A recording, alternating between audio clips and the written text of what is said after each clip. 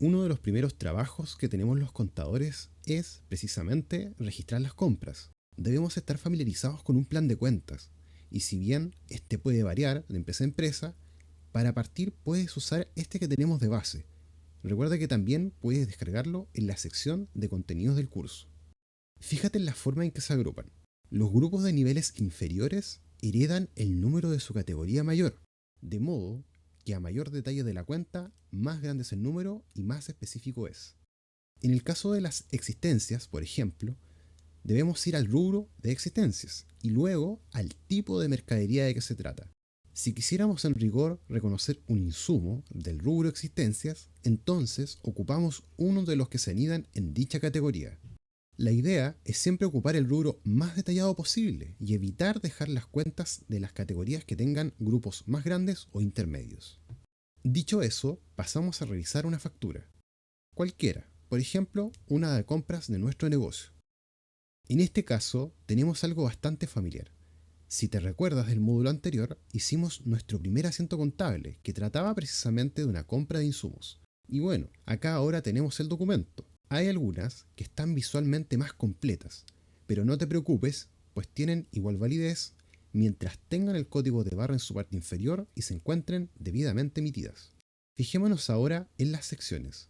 Tenemos una sección para el folio del documento, el root del nuestro vendedor, la razón social y los demás antecedentes. Y bueno, también hay otra sección que contiene nuestros datos como clientes.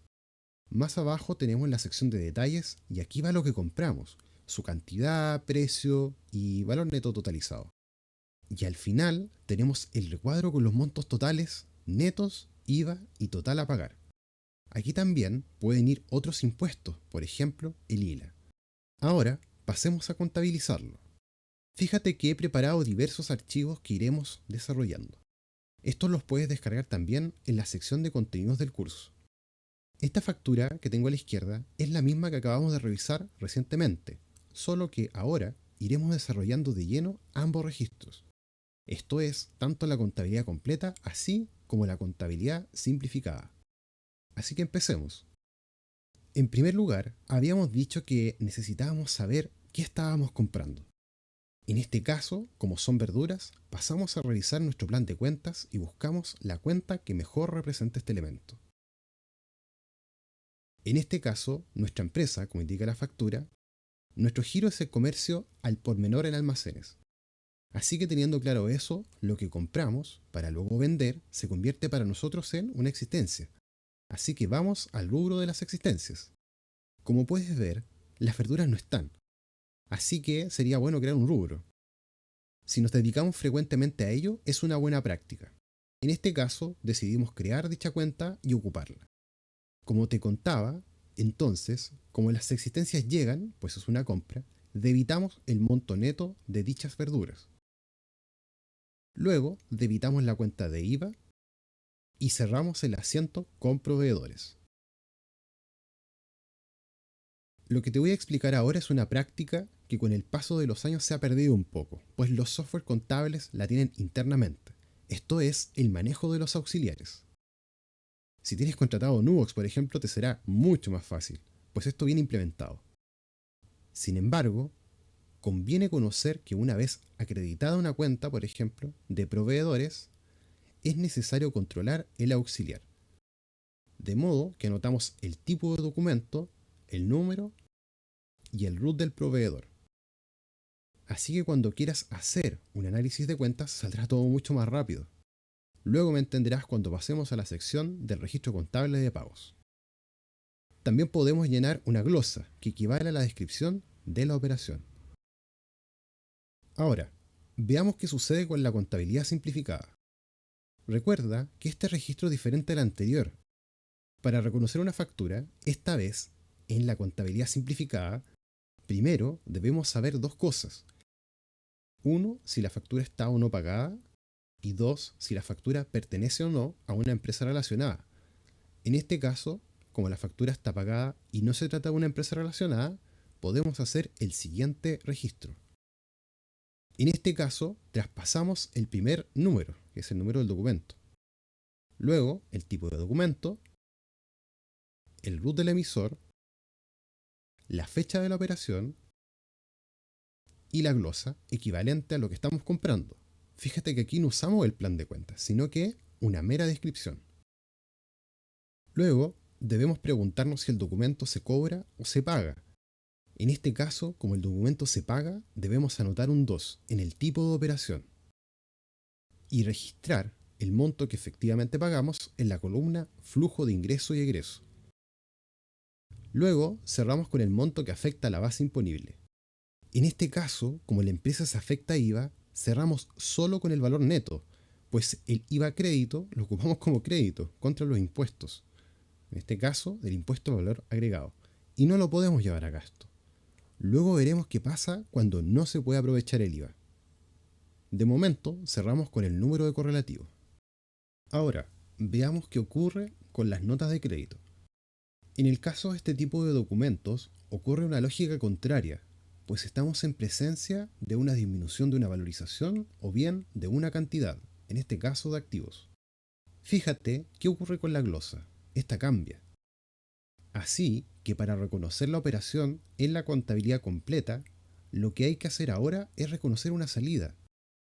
Fíjate que no es una salida propiamente tal, pero en rigor es un menor valor. Como la contabilidad no discrimina esa situación, sino que el mero cambio de valor, debemos acreditar la cuenta de existencias. Acreditar, recuerda, que era reconocer un monto al haber. De este modo, traspasamos y no nos olvidemos también de las otras cuentas. El IVA sigue las existencias en este caso. Recordemos también que habíamos ocupado una cuenta anteriormente, y fíjate que debe ser la misma, pues hablamos de la misma operación. Y en el caso de los proveedores, esta vez los debemos de evitar, pues es un monto menor a pagar. Luego cerramos como ya sabemos hacerlo. Para el caso de la contabilidad simplificada, debemos reconocer de la siguiente forma. Pon atención qué ocurre con los flujos de ingreso y egreso, además del flujo tributable. Sigamos analizando documentos. Ahora toca revisar lo que sucede con una nota de débito. Fíjate que la nota de débito opera del mismo modo que la factura, así que traspasamos las cuentas. Sin embargo, lo que cambia es la referencia, es decir, una nota de débito nace para aumentar el valor de algo, o bien reconocer lo que en algún momento de la emisión de esta factura no se hizo. En este caso, correspondía a productos que habían sido entregados, pero que no se habían reconocido en la factura inicial. Luego, en la contabilidad simplificada, lo que ocurre es lo mismo que con la factura. Reconocemos y traspasamos con la misma lógica que hemos aplicado. Estas son las tres operaciones más frecuentes en la compra de existencias de una empresa. Ahora bien, hay otros tipos de compras que son distintas. Estas son las compras por activo fijo y las compras por servicios.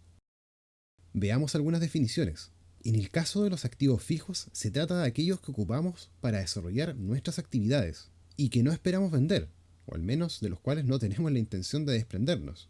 Por ejemplo, los activos fijos de una empresa de almacenes son los estantes, los refrigeradores, los mesones, cajas registradoras, vitrinas, entre otros. Entonces debemos buscarle una cuenta de activo. Vamos al plan de cuentas. Una vez que ubicamos la cuenta, y si no existe, la creamos, en este caso la vamos a crear, entonces ahora volvemos a preguntar si estos equipos llegan o se van, o bien aumentan o disminuyen su valor, como habíamos dicho. En este caso llegan y por lo tanto hay un aumento de valor, así que debitamos. Luego nos preguntamos si somos afectos o no a IVA. Como te contaba, cuando somos contribuyentes de IVA, debitamos la cuenta de IVA y acreditamos la cuenta de proveedores. Luego cerramos como de costumbre. La gran diferencia entre esta contabilización y las otras que hemos visto es que tiene efectos. Esto es, que esta cuenta luego tenemos que ajustarla por los efectos de la depreciación, que en sí mismos son el desgaste de los equipos. En el caso de la contabilidad simplificada hay que poner énfasis al respecto de cuánto se pagó. Fíjate como acá se pagó solo el 50%. Entonces, para reconocer la contabilidad simplificada, no podemos llevarlo todo a gasto, sino que debemos llevar solo la mitad. Por una parte, la mitad del flujo y por otra, la mitad del neto. cada uno en su respectiva columna. Luego, cuando se pague la otra mitad, reconocerás en otra línea dicho pago. Imaginemos que el otro pago fue el 8 del 6 del 2022. En este caso deberíamos reconocer lo siguiente. De modo que con este registro podemos cerrar la operación, si ese fuera el caso. Este es también uno de los problemas de la contabilidad simplificada. A veces es muy fácil perderse con el tiempo si hay muchos movimientos. En fin, sigamos con el último tipo de compras de esta sección, los servicios. Fíjate que en este caso de los servicios, lo que estamos comprando no son activos, sino que son directamente gastos. Así que aprendamos primero la lógica sobre cómo se registra un gasto. En general, teníamos que la ecuación contable contenía los activos, pasivos y el patrimonio. El asunto es que hay dos cuentas más, las pérdidas y las ganancias. En rigor, las pérdidas disminuyen el patrimonio y las ganancias lo aumentan. Suena lógico, ¿no? De modo que al calcular la diferencia entre las ganancias y las pérdidas se obtiene el resultado del ejercicio. Entonces, para que podamos aplicar esta lógica, fíjate dónde se encuentra primero la cuenta de patrimonio. Si yo quiero aumentar el patrimonio vía resultados, debería acreditarlo, es decir, reconocerlo al haber. Mientras que si yo quisiera disminuirlo, debería debitar un valor. Sin embargo, cuando se trata de pérdidas y ganancias, como no podemos modificar la cuenta de patrimonio, estas componen columnas distintas, pero las reconocemos con su lógica en sí mismas, tanto en el debe y el haber, tal y como lo acabamos de exponer. Entonces, vamos a nuestro Excel. Si quisiera reconocer una cuenta de pérdida, en este caso, por asesorías contables, habría que primero buscar la cuenta, ¿no? Una vez lo ubicamos, procedemos a debitarla. Fíjate que en este caso es una factura exenta, de modo que no nos preocupamos por el IVA, que no existe en este caso. Luego acreditamos mediante factura, cerramos el asiento, referenciamos y no nos olvidemos de la glosa. Fíjate que el gasto, en este caso, es una disminución de patrimonio. Y es aquí entonces como tenemos la lógica del debe y el haber. En el caso de la contabilidad simplificada, traspasamos los valores respectivos y nos damos cuenta que cuando la factura es exenta, se iguala tanto en el monto del flujo así como en el monto que afecta a la base imponible. Lo cual es distinto a lo que hemos visto hasta ahora. Este caso solo pasa con las facturas exentas. En la siguiente sección veremos cómo se reconocen las ventas.